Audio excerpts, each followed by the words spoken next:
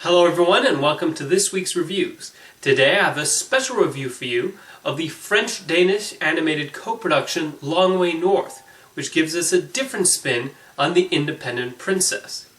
What immediately stands out about Long Way North is the art style, which feels like brushstrokes and consists of primarily soft lines. It's an example of how hand-drawn animation is still alive and well in many countries if we just seek them out. The main story is a good one. It starts off with a look at Russian royalty, and first-time director Rami Shere does a good job of immersing us in that world.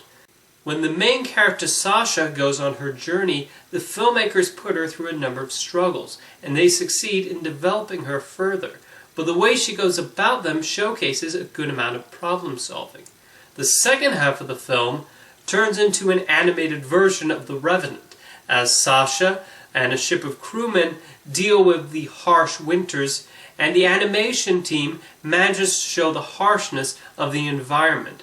While the film can occasionally be a bit more slower paced than we're accustomed to, that's one of the film's advantages, as it uses this to get us to know these people a little more. I do wish the English dub was a little stronger, as I wonder what got lost in translation, and I would like to hear the original language track. But it doesn't harm the film too much. This is a worthy film to check out, especially if you're somebody always on the lookout for smaller animated features.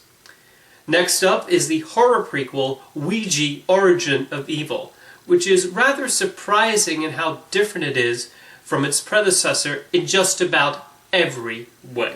She started by calling me darling, an easy guess, a common term of endearment.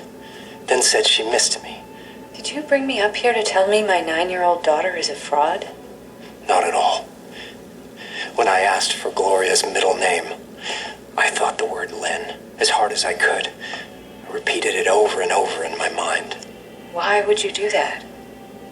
Because when we ask a question we know the answer to, we think the answer as we ask it. The first Ouija was a generic dead teenager slasher film, but with Origin of Evil, director Mike Flanagan basically goes off somewhere new in a way that's creative and fresh.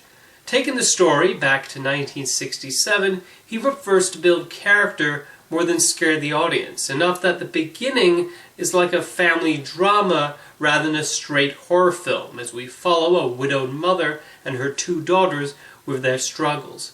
Flanagan allows us to be sympathetic towards them, and he ignores the usual cliches of the horror genre, to the point of even having a priest with good intentions and respects their Wicca ways even if he doesn't agree with them.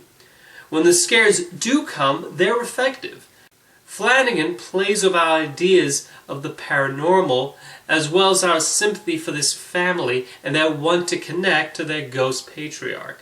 Lulu Wilson is especially good as the daughter, who goes really deep with using the Ouija board, and the filmmakers do a good job of building this situation. They're also devoted to the period setting. Even the cigarette burns, meant to signal a real change before the current move to digital projection, makes a comeback here. And the humor inserted into the screenplay is funny and almost self-aware.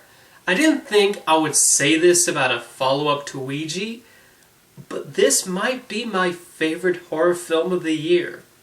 So if you're looking to see something scary on the big screen this Halloween, Origin of Evil is worth the trip.